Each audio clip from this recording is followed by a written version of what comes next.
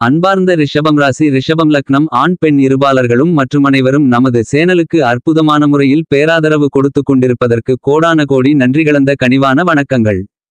ரிஷபம் ராசிக்காரர்களாகிய உங்களுக்கு 2024 பிப்ரவரி மாதம் 1ஆம் தேதியிலிருந்து 7ஆம் தேதி வரை இவைகள் நடந்தே தீரும் என்ற வகையில் உங்களுடைய ராசிக்கு 11ஆம் இடத்தில் ராகு பகவான், உங்களுடைய ராசிக்கு 9ஆம் இடமான பாக்கியஸ்தானத்தில் செவ்வாய் பகவான் அருமையான முறையில் அமர்ந்துள்ளார்கள்.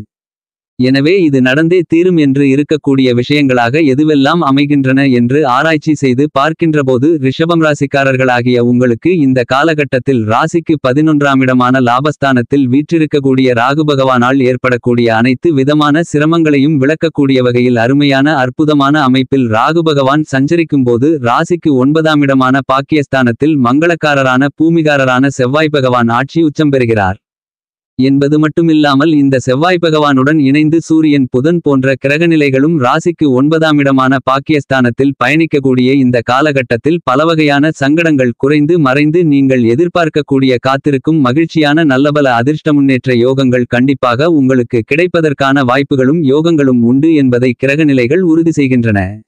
இந்த வாரத்தில் மிகவும் வலுவாக முதன்மையான எல்லா கிரகங்களிலேயும் முழுமையான பெருங்கொண்ட சுபகிரகமான குருபகவான் மேஷம் ராசியில் பயணித்துக் கொண்டிருக்கிறார்.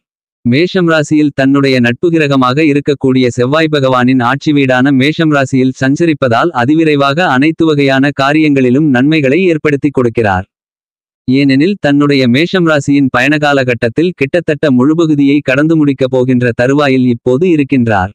எனவே இந்த காலகட்டமென்பது எல்லா வகையிலும் உங்களுக்கு மிக மகிழ்ச்சிகரமாக மாறுவதற்கான வாய்ப்புகளை உறுதி செய்யக்கூடியதாக அமைகிறது என்பதை குருபகவான் தெளிவாகவும் துல்லியமாகவும் உறுதி செய்கிறார்.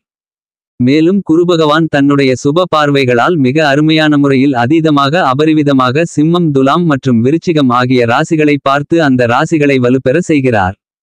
குருவின் சுப பார்வையின் காரணமாக பலவகையான தடைகள், தாமதங்கள் அனைத்தும் விலகி அனைத்து வகையான காரியங்களிலும் நல்லபல அதிர்ஷ்ட முன்னேற்றங்கள் நிறைந்து கிடைப்பதற்கான வாய்ப்புகள் கண்டிப்பாக இந்த பிப்ரவரி மாதம் முதல் வார காலகட்டத்தில் கிடைக்கிறது என்பதை துல்லியமாகவும் தெள்ளத்தெளிவாகவும் குருபகவான் உறுதி செய்கிறார். என்பது மட்டுமில்லாமல் பல கிரகங்களில் மிகவும் வலிமை வாய்ந்தவராகவும் நீதி தவறாத நீதிகாரகனான நடுநிலை தவறாத நாயஸ்தராக செயல்படக்கூடிய தொழில்காரகரான ஜீவனக்காரரான சனி பகவான் மிகவும் வலுவாக தனது சொந்த ராசியான கும்பம் ராசியில் ஆட்சி பலம் பெற்று அருமையான முறையில் பயணித்துக் கொண்டிருக்கிறார். கும்பத்தில் சனி பகவான் சஞ்சரிக்கும்போது குன்று குன்றாய் அதிர்ஷ்ட நற்பலன்களை அள்ளிக் கொடுக்கக்கூடிய ஒரு வலிமையான அமைப்பில் பயணித்துக் கொண்டிருக்கிறார். அப்படிப்பட்ட ஒரு வலிமையான வலுவான சமயத்தில் நல்லபல அதிர்ஷ்ட முன்னேற்ற நற்பலன்களை கொடுக்கக்கூடிய வகையில் சனி பகவான் பயணித்துக் கொண்டிருக்கிறார். எனவே இந்த வார காலகட்டத்தில் நீங்கள் திட்டமிடக்கூடிய அனைத்து விதமான காரியங்களிலும் காரிய வெற்றிகள் சனியின் அமைப்பு காரணமாக கண்டிப்பாக உண்டு. தொழில், உத்தியோகம் என அனைத்து விதமான பணிகளிலும் எதிர்பாராத அதிர்ஷ்ட முன்னேற்ற வாய்ப்புகள் மகிழ்ச்சிகரமாக கிடைப்பதற்கான சாத்தியக்கூறுகள் உண்டு என்பதை சனி பகவான் தெளிவாகவும் துல்லியமாகவும் உறுதி செய்கிறார். என்பது மட்டுமில்லாமல் சாயாகிரகங்களாக இருக்கக்கூடிய ராகுகேதுக்களின் அமைப்புகளை ஆராய்ச்சி செய்து பார்க்கின்றபோது தனக்கு சமகிரகமாக இருக்கக்கூடிய குருபகவானின் ஆட்சி வீடான மீனம் ராசியில் ராகு பகவான் மிகவும் வலுவாக சஞ்சரித்துக் கொண்டிருக்கிறார். சமபலம் பொருந்திய குருபகவானின் ஆட்சி வீட்டில் ராகு பயணிப்பதால் மிக பெரிய அளவில் பிரம்மாண்டமான புதிய வாய்ப்புகளை அபரிவிதமாக ஏற்படுத்திக் கொடுக்கிறார். அதே நேரத்தில் ஞானகாரகரான மோட்சக்காரரான கேது பகவான் தனக்கு சமபலம் பொருந்திய புதன் பகவானின் ஆட்சி வீடான கன்னிராசியில் பயணித்துக் கொண்டிருக்கக்கூடிய இந்த காலகட்டத்தில் உங்களுடைய எண்ணங்களில் ஏற்படக்கூடிய எதிர்மறையான சிந்தனைகளை கேது பகவான் விளக்குகிறார். நேர்மறையான சிந்தனைகளிலும் ஆக்கப்பூர்வமான செயல்பாடுகளிலும் ஈடுபடுவதற்கான வாய்ப்புகளை சமபலம் பொருந்திய கிரகத்தின் அமைப்பில் பயணித்துக் கொண்டிருக்கக்கூடிய மோட்சக்காரரான கேது பகவானின் அமைப்பு காரணமாக இந்த பிப்ரவரி மாதத்தின் முதல் வாரத்தில் உங்களுடைய எதிர்மறையான சிந்தனைகள் தோற்கடிக்கப்பட்டு நேர்மறையான சிந்தனைகள் உங்களுடைய மனதில் உதிப்பதற்கான வாய்ப்புகளும் யோகங்களும் உள்ளது என்பதை ஞானக்காரரான கேது பகவான் உறுதி செய்கிறார். என்பது மட்டுமில்லாமல் மங்களக்காரரான செவ்வாய் பகவான் மிகவும் வலிமையாக உச்சம் பெற்று சஞ்சரிக்கப் போகிறார். தனது உச்சவீடான மகரம் ராசியில் இந்த பிப்ரவரி மாதம் 4ஆம் தேதி முதல் செவ்வாய் பகவான் உச்சம் பெறுகிறார். வீரத்திற்கு விளைநிலமாக இருக்கக்கூடிய பூமிக்காரகரான மங்களகாரகரான செவ்வாய் உச்சம் பெறக்கூடிய இந்த காலகட்டத்தில் எப்பேற்பட்ட பிரச்சனைகள், சிரமங்கள் ஏற்பட்டாலும் அவைகள் அனைத்தையும் துச்சமாக நினைத்து கையாண்டு அவற்றில் மிகப்பெரிய அளவில் வெற்றிகளை காண்பதோடு மட்டுமில்லாமல் பலவகையான மங்களகரமான சுப நிகழ்வுகளும் நடந்தேறுவதற்கான வாய்ப்புகளை மங்களகாரகனான செவ்வாய் உச்சம் பெறுவதால் கிடைக்கவிருக்கிறது. மேலும் இந்த காலகட்டத்தில் புதிதாக வீடு நிலம் சொத்து பொன் பொருள் ஆடை ஆபரணங்கள் வண்டிவாகனங்கள் வீட்டுக்கு தேவையான பொருள்கள் போன்ற அசையும் அசையா சொத்துக்களை வாங்கி மகிழ்வதற்கான நல்லபல அதிர்ஷ்ட வாய்ப்புகளையும் இந்த உச்சம் பெறக்கூடிய செவ்வாய் பகவான் உறுதி செய்கிறார். இது ஒரு நல்ல வரவேற்கத்தக்க அமைப்பாக கருதப்படுகிறது. மேலும் உங்களுக்கு சுகபோகங்களை கொடுக்கக்கூடிய உங்களுடைய ஆசைகளை நிறைவேற்றக்கூடிய சுகாதிபதியான சுக்கிர பகவானின் அமைப்பை பார்க்கின்றபோது இந்த காலகட்டத்தில் மிகவும் வலிமையாக குருவின் ஆட்சி வீடான தனுசு ராசியில் பயணித்துக் கொண்டிருக்கிறார். இந்த மாதிரியான சுக்கிரனின் அமைப்பு காரணமாக நீங்கள் திட்டமிடக்கூடிய காரியங்களில் புதிய வாய்ப்புகள் கிடைக்கக்கூடிய சந்தர்ப்பங்களை ஏற்படுத்துவது மட்டுமில்லாமல் ஏற்கனவே உள்ள வாய்ப்புகளை சரிவர பயன்படுத்திக் கொள்ளக்கூடிய யோகங்கள் நிறைந்த ஒரு அமைப்பாக மாற்றிக் கொடுக்கிறார் சுகாதிபதியான சுக்கிர பகவான். இது உங்களுக்கு வரவேற்கத்தக்க ஒரு அமைப்பாக கருதப்படுகிறது என்பது மட்டுமில்லாமல் சூரியன் புதன் ஆகிய கிரகநிலைகளும் மகரம் ராசியில் சஞ்சரித்துக் கொண்டிருக்கின்றன. மகரம் ராசியில் மங்களக்காரகரான செவ்வாயும் உச்சம் பெற்று சஞ்சரிக்கக்கூடிய இந்த காலகட்டத்தில் அவருடன் கிரகங்களுக்கெல்லாம் தலைமை கிரகமான ராஜகிரகமான உஷ்ணகிரகமான சூரிய பகவான் இணைந்து பயணிக்கக்கூடிய இந்த காலகட்டம் என்பது பலவிதமான அலைச்சல்கள் சிரமங்கள் சிக்கல்கள் போன்றவற்றை விளக்கக்கூடிய வாய்ப்புகளை கண்டிப்பாக இந்த கிரகநிலைகள் உறுதி செய்கிறது. மேலும் இந்த காலகட்டத்தில் உங்களுக்கு அரசாங்க சலுகைகள் நிறைந்து கிடைப்பதற்கான சந்தர்ப்பங்களும் உண்டு என்பதை தெளிவாக உறுதி செய்கிறார்கள். புதன் பகவானும் இந்த கிரகங்களுடன் இணைந்து சஞ்சரிப்பதால் எதிர்பாராத சிரமம் ஏற்பட்டாலும் உங்களுடைய தெளிந்த அறிவாற்றலை பயன்படுத்துவதற்கான சந்தர்ப்பத்தை புதன் பகவான் வாரி வழங்குகிறார் என்பது மட்டுமில்லாமல் சுக்கிரன் சுபத்துவ பாதையை சந்திக்கக்கூடிய இந்த வார காலகட்டத்தில் பல்வேறு வகையான நன்மைகள் நிறைந்த சந்தர்ப்பங்கள் மிக அபரிவிதமாக கிடைக்கிறது. மேலும் மனோகாரகனான சந்திரனின் அமைப்புகளை ஆராய்ந்து பார்க்கும்போது துலாம் விருச்சிகம் மற்றும் தனுசு ஆகிய ராசிகளில் சந்திர பகவான் சஞ்சரிக்கப் போகிறார். சந்திர பகவான் பிப்ரவரி மாதம் 3ஆம் தேதியிலிருந்து 5ஆம் தேதி வரை நீச்சம் பெற்று சஞ்சரிப்பார். அந்த தருணங்களில் உங்களுடைய ஜனனகால ஜாதகத்தின் தசா புத்திகள் வலுவாக இருக்கும் பட்சத்தில் நீங்கள் எதிர்பாராத மாற்றங்களை சந்திப்பதற்கான வாய்ப்புகள் இருக்கிறது. ஆனால் மற்ற தருணங்களில் அமைதியாக இருப்பது நல்லது.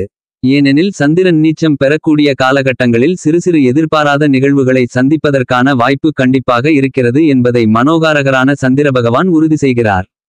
இந்த மாதிரியாக நவகிரகங்களின் அமைப்பு இருக்க ரிஷபம் ராசிக்காரர்களாகிய உங்களுடைய ராசிக்கு 11ஆம் இடமான லாபஸ்தானத்தில் சஞ்சரிக்கக்கூடிய ராகு பகவான் தன்னுடைய அபரிவிதமான பெருங்கொண்ட ஆற்றலை அருமையான முறையில் கொடுக்கக்கூடிய வலிமையான அமைப்பில் பயணித்துக் கொண்டிருக்கிறார்.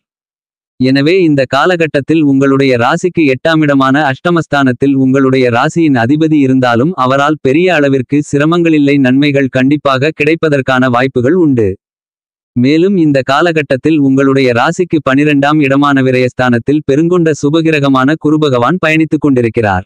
எனவே உங்களுடைய வீண்விரய செலவுகளை சுப செலவுகளாக மாற்றிக் கொடுக்கக்கூடிய வலுவான அமைப்பில் குருபகவான் பயணித்துக் கொண்டிருக்கிறார்.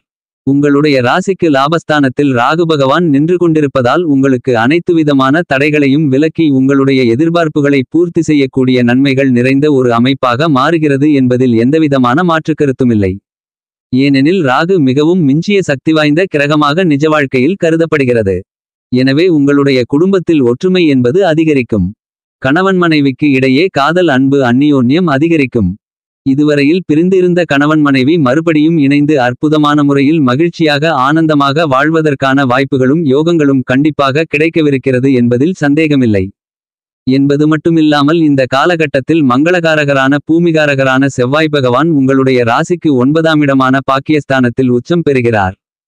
இந்த செவ்வாய் பகவானுடன் ராஜகிரகமான சூரியனும் கல்விகாரகன் புத்திகாரகனான புதனும் இணைந்து சஞ்சரிக்கிறார்கள். ஆக உங்களுடைய பாக்கியஸ்தானத்தில் சூரியன் புதன் செவ்வாய் இணைந்துள்ளார்கள். எனவே இந்த காலகட்டத்தில் தொழில்துறையில் மிகப்பெரிய அளவில் முன்னேற்றங்கள் ஏற்படுகிறது. புதிய சொத்துக்களை வாங்குவதற்கான நல்லபல அதிர்ஷ்டயோகங்கள் உள்ளது.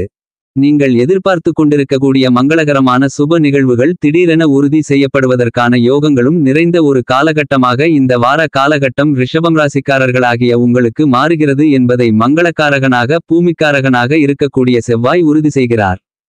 இது மிகப்பெரிய அளவில் வரவேற்கத்தக்க ஒரு அமைப்பாக கருதப்படுகிறது. சனி பகவானும் உங்களுடைய ராசிக்கு 10ஆம் இடமான ஜீவனஸ்தானத்தை வலுப்படுத்துவதால் தொழில் ரீதியாக அபரிவிதமான முன்னேற்றங்கள் கண்டிப்பாக கிடைக்கிறது என்பதில் சந்தேகமில்லை. ஆனால் சற்று கவனத்துடன் இருக்க வேண்டிய ஒரு விஷயமாக கருதப்படுவது சந்திர பகவான் உங்களுடைய ராசிக்கு 6ஆம் இடமான ரணம் ருணம் ரோகம் சத்ருஸ்தானம் 7ஆம் இடமான களத்திரஸ்தானம் 8ஆம் இடமான அஷ்டமஸ்தானம் போன்ற இடங்களில் இந்த வார காலகட்டத்தில் சஞ்சரிக்கப் போகிறார். இந்த வாரத்தின் இறுதியில் அவர் அஷ்டமத்திற்கு செல்கிறார். உங்களுடைய ராசிக்கு 8ஆம் இடத்திற்கு சென்று சந்திரன் மறைவதால் இந்த காலகட்டம் உங்களுக்கு சந்திராஷ்டம காலகட்டங்களாகும். இந்த சந்திராஷ்டம காலகட்டங்களில் புதிய முயற்சிகளை மேற்கொள்ளுதலை தள்ளிப்போடுதலும் தேவையில்லாத வாக்குவாதங்களை தவிர்த்தலும் நல்லது. வண்டி வாகனங்களில் பயணம் செய்யும்போது எச்சரிக்கையாகவும் கவனமாகவும் இருக்க வேண்டியது மிக மிக முக்கியம். இந்த காலகட்டத்தில் நீங்கள் மற்றவர்களுடன் சற்று வளைந்து கொடுத்தால் நீங்கள் உங்களுக்கு ஏற்படக்கூடிய சங்கடங்களை தவிர்ப்பதற்கான வாய்ப்பு கிடைக்கும். சந்திரனின் அமைப்பு சற்று சாதகமற்ற அமைப்பாகத்தான் கருதப்படுகிறது. மேலும் இந்த வாரத்தை சாதகமாக மாற்றிக்கொள்ள வாரத்தில் சனிக்கிழமை விரதமிருந்து பெருமாள் பகவானை வழிபடுதல் சிறப்பு.